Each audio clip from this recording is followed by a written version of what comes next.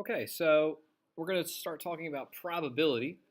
And so to start us off, we have this problem where we have 8 pieces of paper numbered 1 through 8 in a box. One piece is picked from the box and is returned. And so that's a key concept. We put it back into the box. When we Then we pick a second piece and we write down the number and we add the numbers together. So how many different ways can a sum of 12 be repeated? So they're written 1 through 8. So the smallest number we could have is 4, and we could have 4 plus 8. We could have 5 plus 7. We could have 6 plus 6.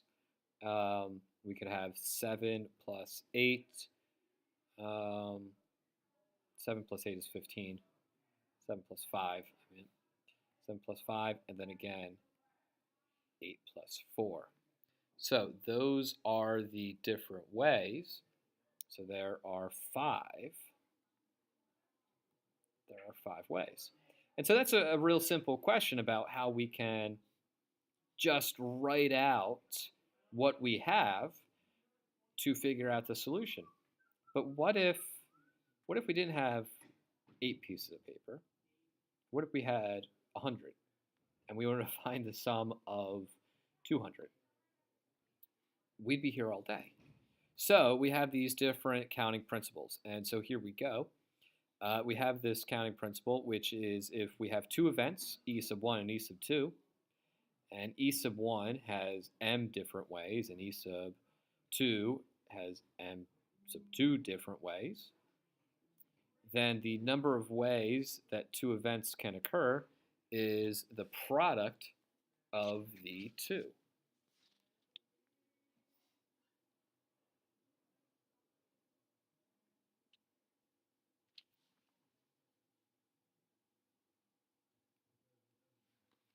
So I have this copied there. We don't need that. So let's look at an example here. So how many different pairs of letters from the English alphabet are there? Well, A, B, all the way out to Z. There are 26 letters. So this is actually an important concept. We're going to have with replacement here. So we could have A and A. We could have A and B, A and C, all the way down to Z and Z. So how many for the first letter, right? The first letter is going to be our E sub 1. How many different combinations or how many different possibilities are there for the first letter? Well, there are going to be 26 possibilities, A through Z. For the second event, there are 26 possibilities. So that means this is going to be m sub 1 times m sub 2, which is 26 times 26, and 26 squared is 676. So if I take each letter and I can reuse a letter, there are 676 pairs of letters possible because there are 26 possible solutions for the first event, 26 possibilities for the second event, so I can multiply them together. So we have what's called combinations and permutations. The first is a permutation, and a permutation of n different events is ordering the elements such that order matters. So one element is first, one element is second, one element is third. So, let's say that I'm driving in a car and I have 3 people driving with me. The first person I pick is going to sit in the passenger seat with me up front. Well, depending on who I pick first depends who sits in that car. So the order does matter. So for here, how many permutations of these letters are possible? Well, we could do, just like it's written here, A, B, C, D, E, F. Then we could also have A, C, B, D, E, F. Notice now B is third. These, while they are the same combination of letters, They are different permutations because the B and the C are in different positions. So these are two completely different possibilities. So I could write this all out and keep going. A, C, D, B, E, F. But you can kind of see, hopefully, there's a bunch of different ways to do this. This would take me all day. So we have this. The number of permutations is going to be n times n minus 1 times n minus 2 times n minus 3 all the way to 1. And that's what we call this. This is n factorial. So for example here, right, there are how many letters? There are 6 letters. So we're going to have 6 factorial. And that's equal to 6 times 5 times 4 times 3 times 2 times 1. There is a factorial button on your calculator. It's just the explanation point. And you can do that quickly, and you can get that this is 720. So there are 720 possible permutations, so different orders of arranging these 6 letters. Imagine trying to write that all out by hand. It'll take you forever. So understanding that permutations is just a factorial will save you that time. So here's an example question. We have 8 horses running in a race. How many different possible ways can these horses come in first, second, and third? Well,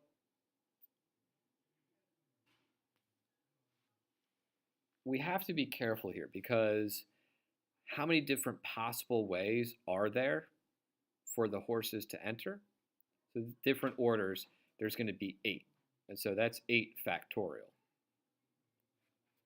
So 8 factorial is 8 factorials is all the different horses. But I just want the first 3. So how many different horses could there be for the first?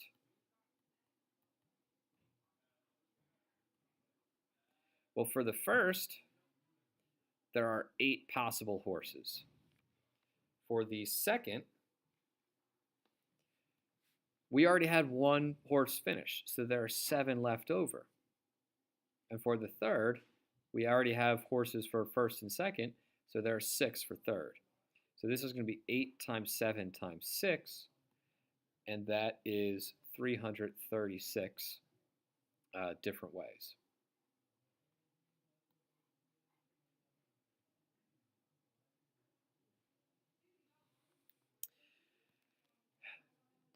We don't have to write it out that way all the time. We can do this. So the amount of permutations taken for any event is given by this formula. So we can do n choose 3. So here, this is 8, and we're going to pick 3 there, right? So just like this, from that previous horse example, I'm looking for just picking 3 from the 8. So this is going to be 8 factorial over 8 minus 3 factorial. So this is 8 factorial over 5 factorial. So this is 8 times 7 times 6 times 5 times 4 times 3 times 2 times 1. This over here is 5 times 4 times 3 times 2 times 1. Notice the 5s, the 4s, the 3s, the 2s cancel out. So I'm left with 8 times 7 times 6, which is what I had before. So this is the formula you're going to need to know so you don't have to write out this little diagram every way. It's a permutation formula, and it's really nice, it's really helpful, and will help you find the amount of permutations. We'd also have combinations. So combinations are where the order does not matter. So notice it looks almost the same, except we have an additional factor in the denominator. We have r factorial. So be careful with that. So here, how many different ways can 3 letters be chosen from letters A, B, C, D, and E? And here the order is not important. So when the order is not important, it is a combination. So the formula for a combination is that. So we're going to have from, how many letters do we have? 5. So 5 choose 3 is going to be equal to 5 factorial over 5 minus 3 factorial times 3 factorial. So notice the r is 3 in that case. So this is 5 factorial over 2 factorial times 3 factorial. So writing this out, 5 times 4 times 3 times 2 times 1 over 3 times 2 times 1, and then here 2 times 1. Well, I actually get 5 times 4 divided by 2 because everything else cancels out. So this is just 5 times 2, which is 10. Now for the second problem here, B, a standard poker hand consists of 5 cards dealt from a deck of 52. How many different poker hands are possible? Order, again, is not important. So from 52 cards, we are choosing 5.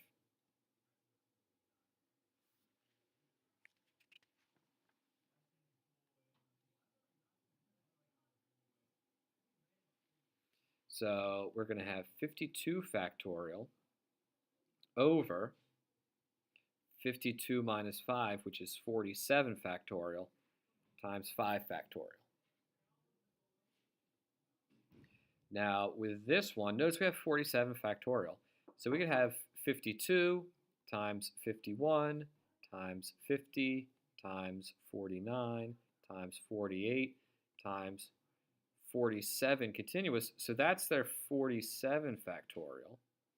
And then we could also have 5 times 4 times 3 times 2 times 1 times 47 factorial. So the 47 factorials cancel out. So I just have to worry about the remaining products. And when I do that, I get 2,598,960 possibilities. So your calculator will be a big help for you in solving these problems. And that's it. So make sure you can realize that when order matters, we have a permutation. When order does not matter, we have a combination. And that's pretty much it. All right, so good luck studying, and be sure to ask any questions if you have them.